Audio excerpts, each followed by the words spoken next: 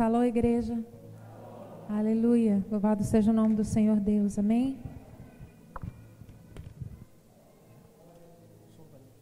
Tá bom. Uhum.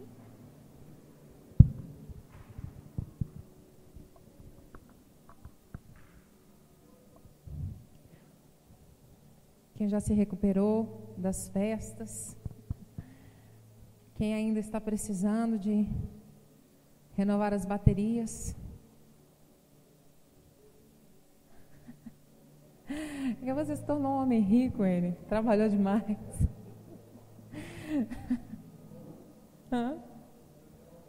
Vai renovar as baterias. Em nome de Jesus. Aleluia. Irmãos, abra comigo a sua Bíblia no livro de Eclesiastes, capítulo 3.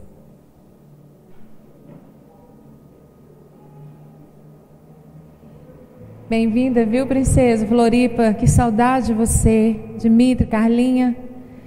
Tem muita gente diferente aqui, né? Mas, irmãos, estes amados amigos são nossos amigos já há um bom tempo. E de tempos em tempos, assim, o Espírito Santo incomoda eles e eles vêm aqui. E eu acho tão lindo, porque todas as vezes que eu vejo vocês, é impossível não lembrar da Svete, mas é impossível não lembrar de tudo que já vivemos juntos, né? E o amor do Senhor tem nos unido. Muito bom encontrá-los assim, bem, com saúde. Sejam bem-vindos aqui, essa casa de vocês. Amém? Nós te amamos também demais. Louvado seja Deus. Aleluia. Aqueles que encontraram, digam glória a Deus. Então está faltando gente encontrar. Quem encontrou, diga glória a Deus. Divida aí com alguém que não tem uma Bíblia. Amém? Nessa noite, irmãos, se eu pudesse, eu leria com vocês todo o livro de Eclesiastes. Mas como não vai dar tempo, e nós somos limitados aqui pelo tempo físico, eu escolhi um pequeno trecho, mas nós vamos percorrer sobre o assunto deste livro que tanto fala o meu coração. Obrigada, meu filho. Diz assim, versículo 1: tudo tem o seu tempo determinado, e há tempo para todo o propósito debaixo do céu. Há tempo de nascer, há tempo de morrer, e tempo de plantar, tempo de arrancar o que se plantou, tempo de matar e tempo de curar, tempo de derrubar e tempo de edificar, tempo de chorar e tempo de rir, tempo de prantear e tempo de dançar, tempo de espalhar pedras e tempo de ajuntar pedras, tempo de dançar e tempo de afastar-se, tempo de abraçar e tempo de afastar-se de abraçar, tempo de buscar e tempo de perder, tempo de guardar e tempo de lançar fora, tempo de rasgar e tempo de coser, tempo de estar calado e tempo de falar, tempo de amar e tempo de odiar, tempo de guerra e tempo de paz. Que proveito tem o trabalhador naquilo em que trabalha? Tenho visto o trabalho que Deus deu aos filhos dos homens para com ele os exercitar. Tudo fez formoso em seu tempo.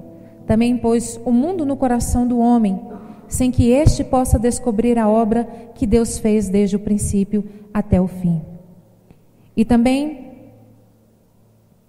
E já tenho entendido que não há coisa melhor para eles do que alegrar-se e fazer bem na sua vida.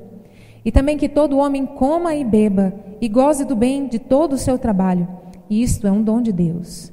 Eu sei que tudo quanto Deus faz durará eternamente. Nada lhes deve acrescentar e nada lhe deve tirar. E isto faz Deus para que haja temor diante dele. O que é, já foi. O que há de ser, também já foi. Mas Deus pede conta de tudo o que passou. Feche os seus olhos. Senhor, nós estamos aqui para ouvir a Tua voz. Fala conosco. Nós não queremos mais uma informação, não queremos mais uma pregação. Senhor, fala conosco.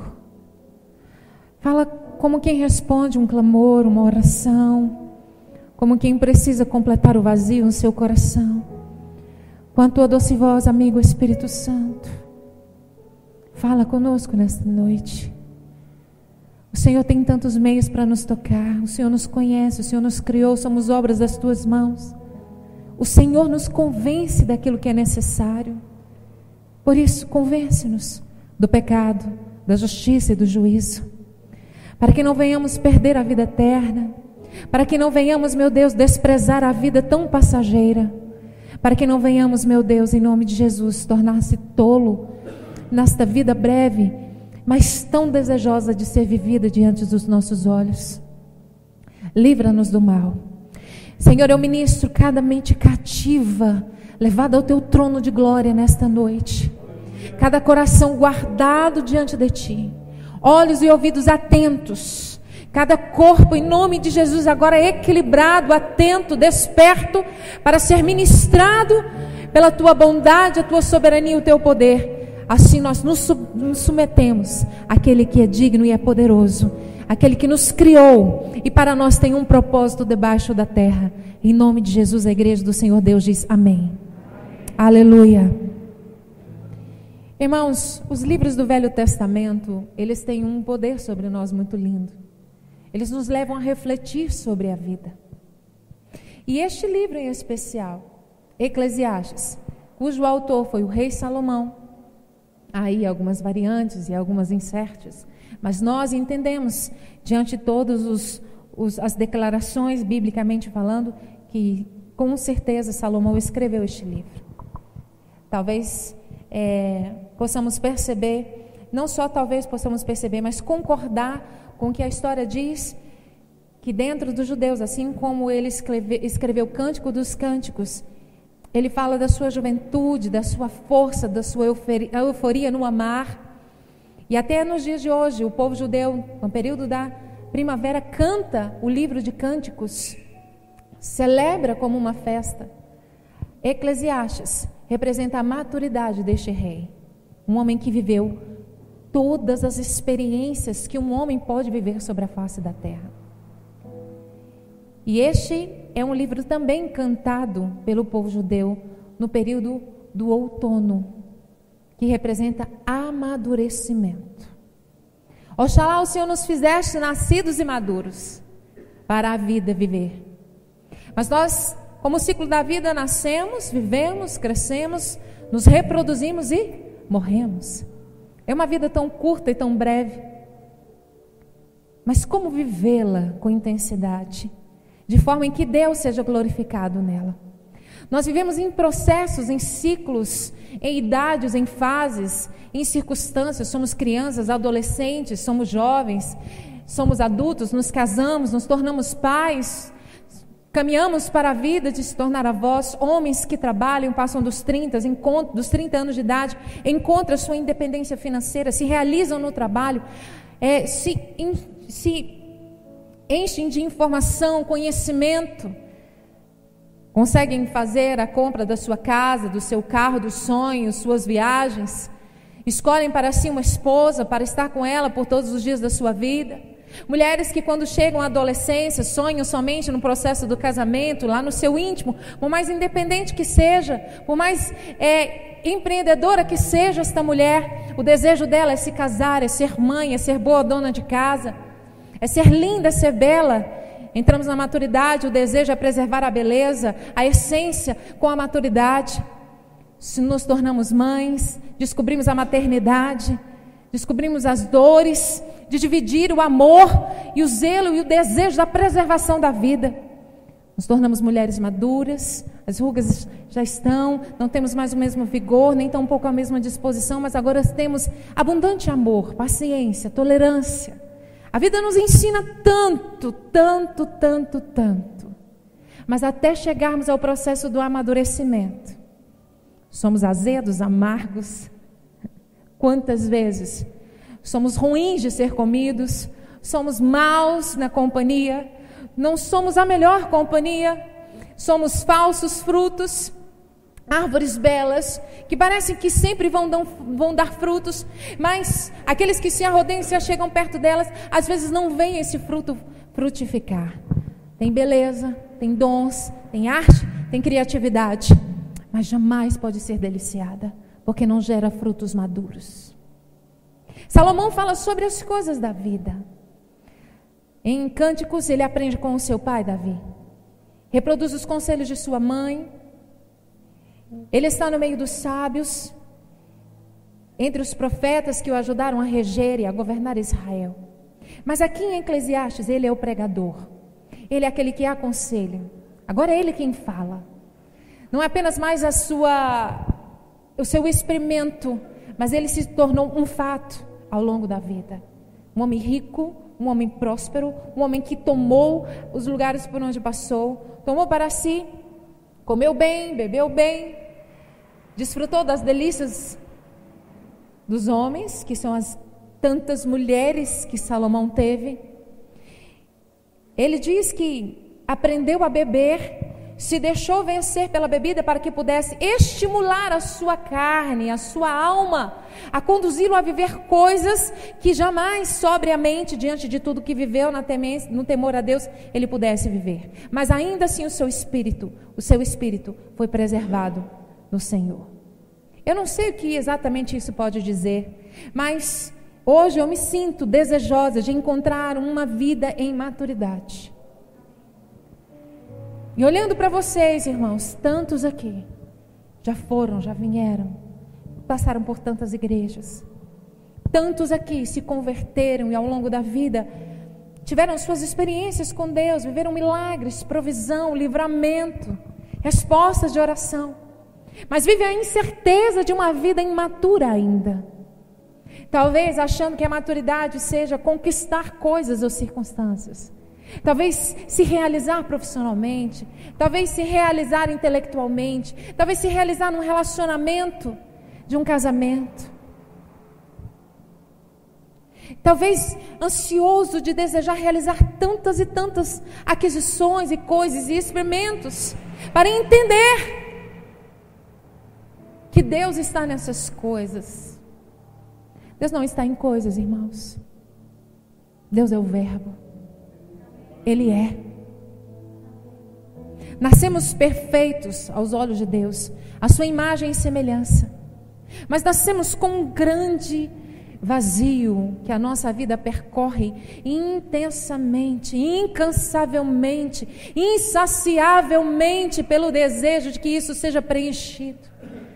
Isso se chama Deus, Jesus Cristo. Um resgate, um relacionamento, de um entendimento de quem Deus é. Amadurecimento nada mais é do que caminhar através das experiências da vida para que elas possam proporcionar um entendimento de quem Deus pode se tornar dentro de você. Nós precisamos, irmãos, desejar amadurecer. É isso que eu sinto no meu coração. Talvez se eu tivesse subido aqui no dia 31, e eu concordo com a palavra que meu marido trouxe, porque ela entra em concordância com o nosso pastor. Mas talvez se eu tivesse subido aqui no dia 31, eu proporia a vocês a que nós pudéssemos buscar um caminho de uma vida, de um desejo de amadurecer. Talvez muitos não queiram amadurecer, porque isso pode refletir e levar você rapidamente a um entendimento. Para amadurecer eu preciso renunciar. Para amadurecer eu preciso deixar algumas coisas, deixar coisas de menino. Para amadurecer eu preciso abandonar algumas práticas. E eu não sei se realmente eu desejo abandonar algumas práticas. Nós queremos, irmãos, ainda abrir a Bíblia e fechar os olhos e botar o dedo e falar: Senhor, fala comigo. E quando abrir os olhos, o Senhor falou. Nós ainda queremos que Deus use o profeta para que toque e bata a nossa porta e fale conosco: olha, eis que te digo que Deus vai à sua frente. Nós ainda queremos preservar coisas de que angustiadamente podemos clamar diante do Senhor pela ansiedade, pelo medo e aflição da falta da que as coisas nos fazem, e falar: Senhor! E como uma criança que tanto deseja algo, chorar, se esparramar, dar a birra, e Deus tolerantemente enviar seus anjos como provisão, ao invés de simplesmente crer que Ele é a provisão. E aguardar. Eu aprendi muitas coisas acerca de provisão. Mas às vezes parece que eu me perco no processo e eu também fico ansiosa. E é interessante que quando nós ficamos assim, nós queremos sempre achar um culpado. Sempre alguém precisa pagar pelo pato. Sempre alguém precisa ter contribuído pelo seu fracasso, pela sua necessidade, a sua dor, a sua falta de provisão. Talvez seja o marido desempregado. Talvez você trabalhe sozinha em casa, como esposa, como mulher, e talvez não queira mais tolerar o fato de que você tem que ser a provedora da sua casa, pagar contas, administrar o lar. Talvez vocês dois estejam empregados e não queiram mais viver na condição de que precisam receber os cuidados dos irmãos da igreja, do pai, da mãe. Eu não sou mais tão jovem para que meu pai e minha mãe cuidem. Eu quero é ter muito, porque aí eu posso dividir com muito. Mas a frase é correta, talvez a motivação não seja correta. Quantos de nós tem dificuldade de ser abençoado porque não vemos isso como cuidado de Deus, mas como piedade, como fracassados, como esquecidos, como aqueles que foram deixados à margem. Mas quando deixamos a ansiedade, aprendemos que Ele é Jeová Jiré. Basta uma palavra. Preservar a fé, guardar a palavra de Deus no coração e aguardar com disciplina, paciência e perseverança. E a sua oração será respondida. O maduro, ele parece sempre ser mais agradável. Como é bom você estar próximo de alguém, às vezes, que é mais velho. Não aquele velho ranzinza, que não aprendeu com a vida, que só se tornou amargurado e ferido. Mas aquele que, independente das circunstâncias, senta ao seu lado. E naturalmente, quando alguém é muito maduro, sempre nós temos uma tendência, nunca perguntamos para ele, vai tudo bem? Sempre nos assentamos naquela ansiedade, na perspectiva de que dá um calor e um suor, e você se encoraja para perguntar, você pode me ajudar em alguma coisa? Seja um conselho, uma oração. Porque o sábio, o maduro, volta-se para você com uma palavra, não de que tem apenas o conhecimento, de como quem lê numa revista, mas aquele que viveu a experiência e em verdade, ele pode, através dos seus olhos, dizer, caminhe por aqui. O meu pastor, ele não é um homem de muitas palavras, mas ele é um homem muito maduro. Algumas vezes me encorajei de pedir a ele alguns conselhos, abrindo o meu coração, as minhas dores e vergonhas, as minhas derrotas, pronta para levar qualquer coisa. Mas como meu pai, eles têm algo em comum. São homens de poucas palavras, mas palavras profundas. Não porque o seu discurso é raso, mas porque é uma verdade dentro deles. Uma verdade que se pode ver nos seus olhos. E me lembro de uma vez que eu cheguei para ele, encorajei assim por muitos dias. Eu disse, quando eu encontrá-lo, eu vou dizer a ele algo. E cheguei para ele, peguei ele meio que no contrapé. E eu falei, eu preciso falar algo com o Senhor. Está acontecendo isso. Ele não deixou nem eu terminar. Ele me chamou pelo nome e disse, olhe para mim. E ele disse, existem palavras que não precisam ser ditas. Eu falei, mas o senhor precisa entender o que está acontecendo. Ele falou assim, eu sou homem, vivido, casado, experimentado. Eu sou pai, eu sei do que você está falando. Não precisa concluir. Existem palavras que não foram feitas para ser ditas, irmãos. Essas palavras são palavras de maldição. São palavras que ferem. São palavras que ofendem. São palavras que são liberadas no ódio, na dor, na amargura, na falta. Essas palavras, elas não podem ser liberadas. Porque estas palavras são liberadas com uma certeza muito diferente daquela que positivamente vem para gerar uma profecia. Quando o pastor vira para você e diz, Deus te abençoe, você diz lá no fundo, amém, tomara mesmo que Ele me abençoe. Mas quando Ele instiga você e reconhece o seu problema, o seu eu, você se remoe dentro de si. Eu estou usando a figura dele, mas esse pode ser o marido, pode ser a esposa, pode ser o filho. Principalmente dentro de casa, este ambiente é muito comum. Principalmente dentro de casa.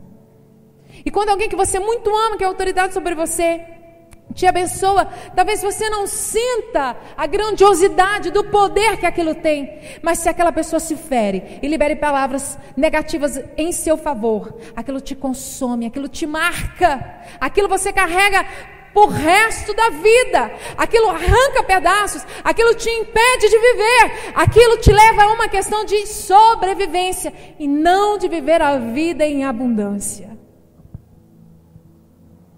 Salomão sabia o que estava falando. Entre tantos textos, tantas coisas que eu tenho buscado meditar na vida deste homem, meu desejo é, olhando para ele, alcançar um amadurecimento. O meu desejo para esta igreja é que ela amadureça. Muitas pessoas desistem pelo meio do caminho, irmãos, porque não querem amadurecer. Mas deixa eu lhe dizer algo. Não importa se você for embora daqui, achando que o processo não está amadurecendo, mas está te matando. Porque, infelizmente, quando você for embora daqui e recomeçar num outro lugar, você vai chegar a um ponto que você vai se deparar na mesma situação aonde você abandonou este processo. Porque Deus tem interesse em que você amadureça. Então a questão não é o tomados pela glória, a questão não é o seu pai, a questão não é a sua mãe, a questão não é o seu marido, a questão é que para tudo debaixo da terra, em seu tempo, Deus tem um propósito determinado. E aonde quer que você esteja, aonde quer que você esteja, nós viveremos tempos que abrem ciclos, que desenvolvem, mas que precisam ser concluídos. O problema não é você se dispor a viver algo novo. O problema é desistir de concluir o processo da novidade. Porque em cada momento em que amadurecemos num ponto, então o Senhor não nos deixará ali. O Senhor nos levará a um novo desafio.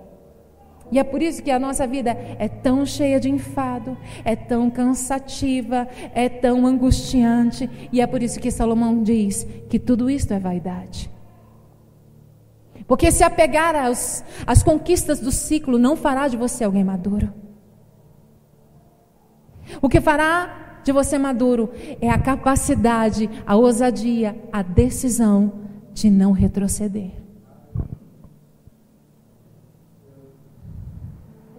E ele diz, ora irmãos, Salomão não está falando algo que foi exclusivo a ele, que não foi exclusivo ao povo hebreu. Salomão está falando da minha vida, está falando da sua vida. Ele está dizendo, olha, para um tempo determinado. Ontem eu falei com o Merit, começa um grupo aí, e esse grupo vai ter dia para começar e dia para terminar. Porque a gente precisa começar as coisas, mas a gente precisa concluir, irmãos. Eu vou fazer uma pergunta que para você não precisa levantar a sua mão. Por uma ausência de cultura nossa, nós não temos hábitos de ler bons livros, nem tampouco de ler livros, menos ainda de ler a Bíblia. Talvez alguns leiam gibi. Não, acho que gibi no meu tempo lia, né? Hoje em dia acho que nem lê mais. Se lia Cláudia, umas revistas assim, a gente assinava muita revista, veja. Hoje o pessoal lê filosofia de Facebook. É rápido, prático, eficiente, deu sinal da internet, está valendo. Mas quantos aqui, durante o ano que passou, começou a ler livros e não concluiu? Quantos aqui estabeleceu metas? Esse eu vou ler. Irmãos, a minha vida eu fiz isso, eu não conseguia nunca terminar um livro. Até o dia que eu falei assim, ainda que eu leve um ano, eu vou começar, mas eu vou terminar. Aí eu vou esse ano 20 livros. Não é essa a proposta. Para nenhuma circunstância na sua vida, essa deve ser a proposta. Mas comece e termine. Comece a vida e termine a sua vida com dignidade. Porque ainda quando você não estiver mais vivo, e um amontoar do resultado do seu trabalho, nem se lembrarem do seu nome, e outros vierem para desfrutar e gozar aquilo que você acumulou sobre a face da terra, você terá vivido a sua vida e não terá apenas passado por ela. Isso é dignidade. Isso é dignidade. ainda que a vida seja breve, ainda que ela seja curta. Talvez você diga, pastora, mas Eclesiastes, um homem já morreu velho e maduro, escreveu este livro já um ancião. Por que você quer se comparar a ele? Por que essa mensagem tão deprimida e triste? Porque, irmãos, hoje nós vivemos um acúmulo de informações. Uma criança hoje de 5 anos, ela tem uma reunião de informações muito superior àquilo que nós levamos, às vezes, um pouco, quase que 20 anos a mais para reunir informação. Hoje, mesmo antes dos 40 anos de idade, irmãos, nós já vivemos muita coisa. Já vivemos altos e baixos. Já construímos e já abandonamos muitas coisas. Já começamos e abandonamos muitos processos. Já fomos falências, levamos a processo de falências muitos relacionamentos. Quantas pessoas que antes dos 40 anos de idade já se casaram e se divorciaram pelo menos 3 vezes? Tiveram filhos e filhos e filhos e filhos. Tiveram quantos carros você já teve ao longo da vida? Quantos carros você já se desfez?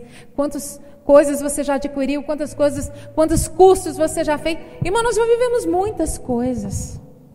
Quantas vezes você teve que recomeçar? Não é, pastor Rafael? Quantas vezes? E ainda tão jovem. Vivemos uma vida muito intensa, onde os dias passam muito abreviados. Mas por que, irmãos? Porque nós estamos vivendo num engodo, num enfado, na vaidade de achar que as coisas podem nos realizar. E deixamos de viver uma vida. Nós, mulheres, estamos em busca de uma vida de empreendedorismo, mulheres de êxito, bem-sucedidas, diretoras de empresa. Irmãos, eu não sou contra nada disso. Mas a minha experiência foi, por muito tempo, desejar todas essas coisas e achar que eu podia suprir minhas filhas com presentes. Não estando lá. O tempo passa e o tempo não volta. Ontem você estava reunido com quase mais de 40 amigos, criaram um grupo. Nós nos vemos num velório e um deles disse assim: chega da gente só se ver em enterro. E eu vi gente que eu não via há mais de 20 anos. E aí eles criaram um grupo só entre homens, só entre os meninos. O William nem era casado nesse tempo. Eu era uma pirralha. E eles ontem se encontraram. E nesse grupo eu já vi o William rindo muitas vezes. E fui vendo algumas fotos. E sorrindo e me lembrando do tempo que passou. E eu falei, meu Deus, mais de 20 anos. Mais de 20 anos se passaram. E parece que foi outro dia. Parece que foi outro dia que tudo aconteceu. A vida é muito breve. Breve demais para ficarmos aprisionados no orgulho. Breve demais para ficarmos aprisionados nas mágoas. Pastora, mas essas coisas não fazem parte da vida? Sim, elas fazem parte, mas elas precisam começar, passar e concluir. Há tempo para tudo, há tempo para nascer, há tempo para morrer. Há tempo para plantar e há tempo para arrancar o que se plantou. Há tempo para matar. Meu Deus, há tempo para matar. Que absurdo. Sim, irmãos, há tempo. Inevitavelmente, Deus um dia ainda vai te usar para ser um Moisés na vida de um soldado que aflige o povo dele. Talvez você passará sim pela vida de alguns e matará os sonhos dele para que outros venham nascer. Há tempo para matar e há tempo de curar. Talvez você faça a ferida como Jesus e talvez também você seja um instrumento para curar aquela ferida. Há tempo de derrubar. Como isso é forte. Aquilo que Lucas diz quando fala daquela casa que foram construída para que demônios pudessem habitar. Aquela casa precisa ser implodida. Estruturas na sua vida. Ei, me escute.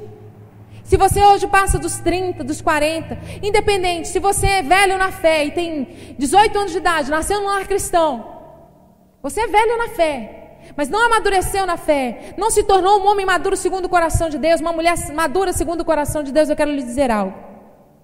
Se você vem construindo um império, aonde os alicerces dele são as transgressões, o pecado, a infidelidade, não queira hoje começar com Deus, colocando as virtudes do Altíssimo sobre essa base. Não vai fluir. Não vai fluir. Você precisa derrubar, abandonar. Tenha coragem para começar tudo de novo. Isso é para homem e mulher de verdade, irmão. Rasgue suas roupas, jogue seus DVDs fora, apague seus aplicativos que te corrompem. Saia, abandone as práticas que fazem de você alguém mau diante dos olhos de Deus. Deus não divide a glória dele. Destrua aquilo que tem destruído você. Você nasceu para dominar e não para ser dominado. E é tempo de edificar. Qualquer que seja o tempo na sua vida. Ei, olha aqui, por favor, olhe para mim. 2015, dia 4 de janeiro. Pastor, eu já vivi tanta coisa. Pastor, eu sou tão jovem, mas eu já vivi tantos ciclos de fracasso. Saia daqui hoje e comece a edificar. Pastor, eu sempre fui infeliz na minha alimentação. Eu pago o preço, o salário do pecado. Eu tenho morrido, eu tenho ficado doente todos os dias porque eu não sei me alimentar. Ei, você serve um Deus de misericórdia, um Deus de recomeços. Decida edificar um templo saudável ao Senhor. Há tempo de chorar, irmãos, e às vezes parece que o tempo de chorar demora muito. Eu me lembro quando eu tinha pouco tempo de casado, e numa igreja onde nós congregávamos tinha a Tarde da Vitória numa quinta-feira. Chamava a Tarde da Vitória. Eu não sei para quem, para mim não era, irmãos, porque a minha vida era chorar. Eu sentava nos últimos bancos, assim, do meio para o final. Irmãos, eu entrava ali, eu me postava de joelho, o culto. Meu semblante era caído. Eu era Ana no tabernáculo, sabe? Eu era Ana. As pessoas já passavam por mim, tinham vontade de chorar. Porque eu era tão jovem, mas eu só chorava. Irmãos, eu banhava aqueles bancos. E era uma meleca só. E aquela agonia. Irmãos, eu chegava antes do culto. Eu saía depois do culto, porque eu me perdia no choro. Eu não via quem entrava, eu não via quem saía. E me lembro bem que tia Júlia, mãe do Anderson, uma mulher de oração, uma mulher guerreira, uma mulher vitoriosa. Um dia chegou, ela muitas vezes chegou, orou, intercedeu, mas não mudava, né, irmãos? Eu só chorava. Me abraçou, me amou. E me lembro de um dia que ela sentou ao meu lado e ela disse: Cerise, olhe para mim. Leia a palavra de Deus. Guarde no seu coração versículos, para que quando o desânimo, para que quando a tristeza, a derrota chegar diante de você, você possa declarar não a sua palavra, não a sua perspectiva, não a sua tristeza, não a sua convicção, mas a palavra de Deus que gerará frutos de vida. E nunca me esqueci do versículo que ela me ensinou naquele momento. E ela disse, Naum 1:7 diz. Quem sabe que está lá em Naum 1:7? Ele é Deus e conhece aqueles que nele se refugiam. Ele conhece aqueles que nele se refugiam. Não se esconda, não se proteja nos remédios controlados. Não se esconda, não se proteja nas compras desenfreadas.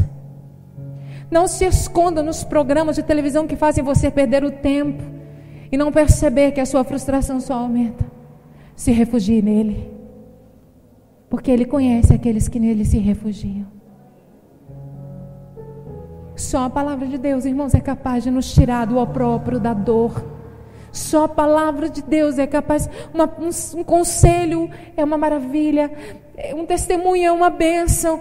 Eles são propósitos que engrandecem, que agregam. Mas só a palavra de Deus, irmãos, é capaz de nos tirar de onde nós estamos e nos colocar num lugar, num ambiente em que nós não podemos descrever, mas que ele é real.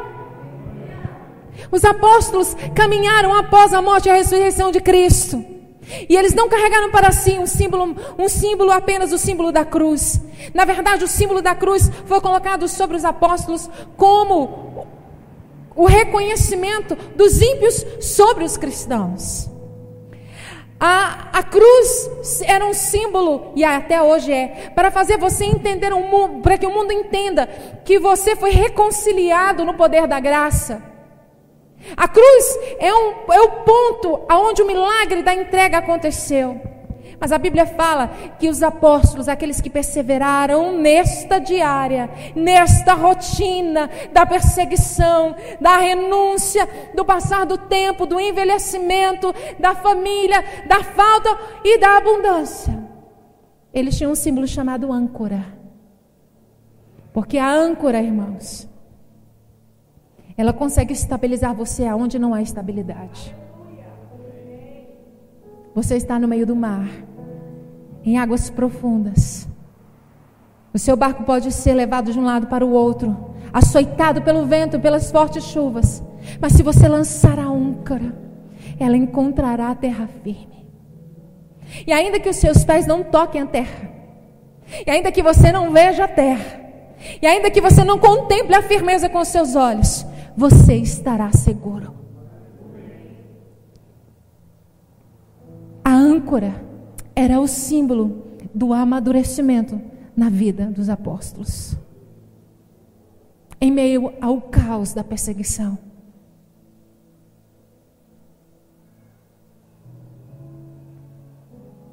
Mas também há tempo de rir, há tempo de se alegrar com a chegada de um filho, passando num concurso público, vencendo coisas que nunca foram vencidas, um casamento,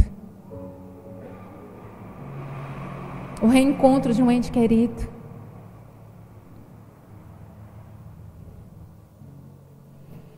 Tempo de prantear e tempo de dançar. Davi dançou quando a arca foi trazida de volta para Jerusalém. O problema de quem dança e de quem ri, de quem se alegra, é que sempre haverá muito perto dele alguém que se incomoda com a sua alegria. Mas nós precisamos respeitar o tempo da alegria do outro. Porque nem sempre o tempo do seu marido ou da sua esposa ou dos seus filhos será o seu tempo. Mas é necessário que mesmo em meio à dor, e mesmo em meio à aflição, e mesmo em meio à falta, nós possamos olhar para o nosso irmão e se alegrar com ele. Não deixe que a inveja tome conta de você, querido. Não deixe que a inveja te consuma. Pastora, nós não podemos sentir inveja. Não, nós não devemos nutrir a inveja. Identifique a inveja, abandone a inveja. A inveja é uma oportunidade para você se perceber como é na luz de Cristo, abandonar esta prática e avançar para o amadurecimento. Se alegre com aquele que estão alegre. Amém, querido? Dance. Há tempo de espalhar pedras, mas há tempo de ajuntar pedras. Parece que tem tempo que a gente, tudo que faz não faz sentido. Parece que você anda numa desordem desenfreada, e parece que mesmo que você queira chegar a um propósito, você não vai chegar, porque quanto mais você tenta organizar, mais espalhado fica. Deus tem um propósito nisso. Deus tem um propósito nisso. Vou dizer a você, só sabe a importância de manter uma casa limpa e organizada quem já teve uma casa desorganizada e suja. Não é verdade? Só sabe a importância de manter um carro abastecido aquele que já muitas vezes esqueceu de abastecer o carro, não teve dinheiro e ficou no meio da rua. Nós só nos tornamos atentos para aquilo que realmente é importante quando nós passamos pelo período de uma grande desorganização na vida. Só sabemos dar valor à provisão, a um alimento, a um chuveiro, a um banho quente, a cobertores limpos, a saúde, quando nós um dia não tivemos nenhuma dessas coisas. Por isso é importante dar atenção ao período das pedras espalhadas. Porque quando nós reunirmos as pedras e organizarmos o altar, então poderemos fazer isso com a motivação certa. Porque estaremos maduros. para dar valor e agradecer por coisas tão pequenas que a outrora considerávamos desprezíveis, porque queríamos as coisas grandes, por isso ficamos desorganizados, porque desprezamos as menores. Se você entende isso, diga glória a Deus. Há tempo de ajuntar pedras, tempo de abraçar e tempo de afastar-se de estar abraçado. Nem todo tempo, irmãos, é tempo da gente estar junto todo o tempo. Porque talvez precisemos de um tempo de reflexão. Há tempo de rasgar e há tempo de coser. Tempo de estar calado e tempo de falar. Irmãos, eu já jejuei alguns processos na minha vida. Alguns muito interessantes. Me lembro de uma vez que ganhei Mariana e eu falei, Senhor, eu quero jejuar, não posso perder a prática do jejum. Mas como que eu vou fazer? Eu vou estar amamentando. E o William sempre gostou muito de jejum, eu sempre gostei de acompanhá-lo. E o Espírito Santo fez uma pegadinha santa comigo. E ele falou assim, jejua por 6 meses. O chocolate e o refrigerante. Nesse tempo eu era totalmente, irmãos, eu não era liberta. Então, eu amava chocolate. Eu não gostava de chocolate. Eu idolatrava o chocolate. Eu vivia por causa dele. Está entendendo? Eu, uma pessoa grávida, as pessoas me presenteavam com chocolate. Se alguém, irmãos, assim, a pessoa grávida, você nunca dá um, né?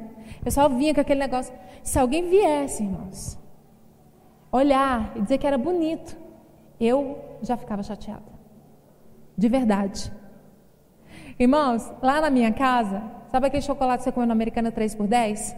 Então, eu comprava o da casa, eu comprava o meu, porque o meu ninguém comia, mas o da casa eu podia participar. O meu ficava escondido. E ai daquele que se atrevesse a pegar escondido, sabia da sua sentença de morte. Irmãos, era um negócio fora do normal, mas quem é escravo não se dá conta de como é escravo até o dia que precisa renunciar. E aí, eu achava que não. Eu estava como Salomão, bem-aventurada sou, porque como do chocolate que me traz tanto prazer sobre a face da terra. Isso é amor e dom de Deus sobre a minha vida.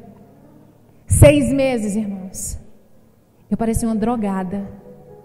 Eu surtei, eu fiquei mal-humorada, eu fiquei desesperada, eu era dependente.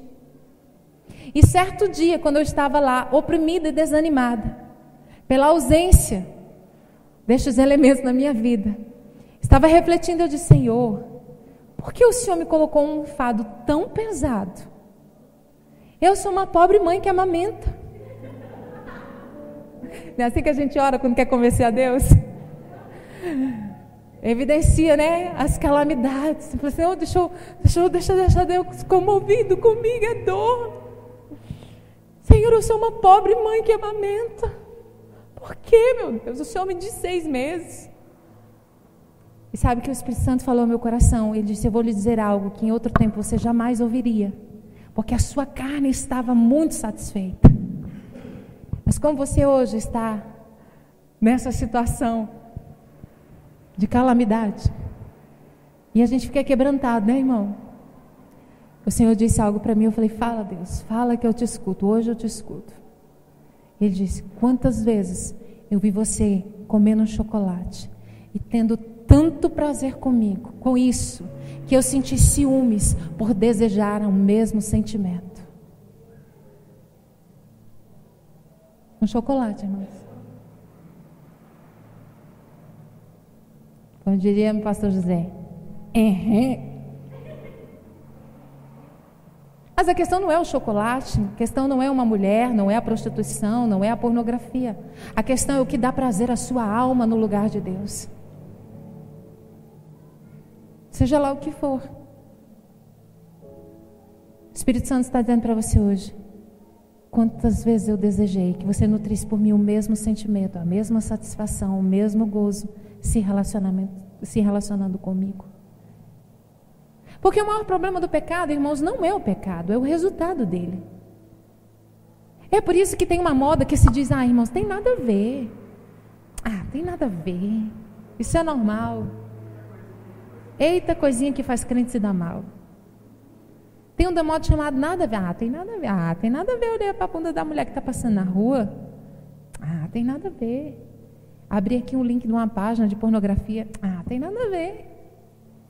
Tem nada a ver eu sonegar o meu imposto, o meu imposto não, o meu dízimo. Tem nada a ver. Ah, que bobagem. Porque eu acho, porque eu penso, porque eu sinto, porque eu percebo.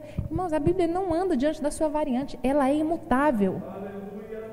Então a questão não é que Deus vai mudar para convencê-lo. Deus permanece sendo o que é, para que você se convença e mude. E é por isso que essa história de nada a ver está levando muito crente para caminho de perda. Sabe por quê? Porque o pecado é prazeroso, irmãos. Quem é que nunca pecou e achou bom? Porque se fosse uma coisa ruim, quem que ia desejar pecar, pelo amor de Deus? Provérbios diz, quando olhares a taça de vinho, e ela se mostrarem desejável, então não beba, porque você vai cair ali. A questão não é uma convicção que você tem em Deus, de que aquilo que você come ou bebe, transgride. Porque Paulo diz que aquele que come a carne, come glorificando a Deus. E diz que aquele que não come, come para que Deus não seja glorificado. Todos os que fazem debaixo de uma convicção. Mas eu não estou falando de convicção, eu estou falando de princípio. São coisas diferentes. Ok? Vocês estão lúcidos para isso? Eu não estou falando de convicção, eu estou falando de princípio, querido. E o princípio é, tudo aquilo que rouba a lucidez da verdade de Cristo em sua vida é um fragmento e uma perda de um princípio. Tudo que na caminhada de fé rouba você de algo que você conquistou nele, de que você venceu nele, de que você cresceu nele, é a perda de um princípio. É a perda de um princípio. O respeito é um princípio, mas a ausência do respeito é a perda de um princípio.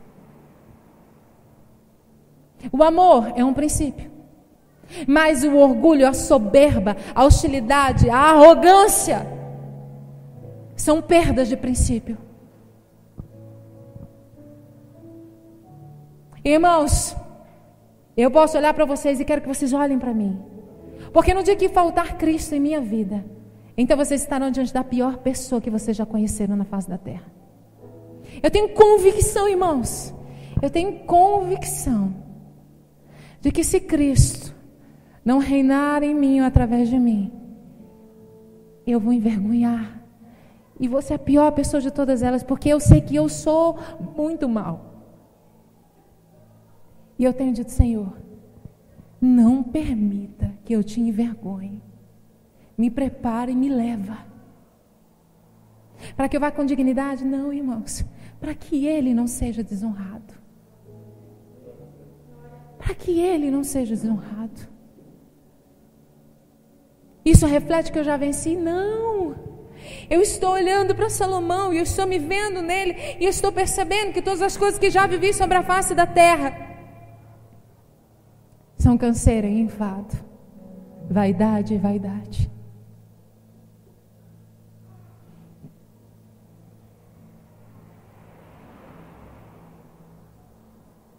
Tempo de amar e tempo de odiar, tempo de guerra e tempo de paz. Que proveito tem um trabalhando naquilo em que trabalha. Mas tudo fez formoso em seu tempo. Amém? Porque você é obra das mãos dele. E ao tempo do verbo, você nasceu.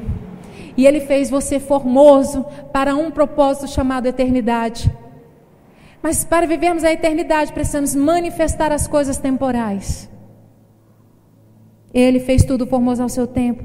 E também pôs o mundo no coração do homem. Deus colocou o mundo no seu coração, por isso que você deseja o mundo. Engraçado isso, né? Deus nos fez a imagem e semelhança dele, mas o mundo ele colocou em nós.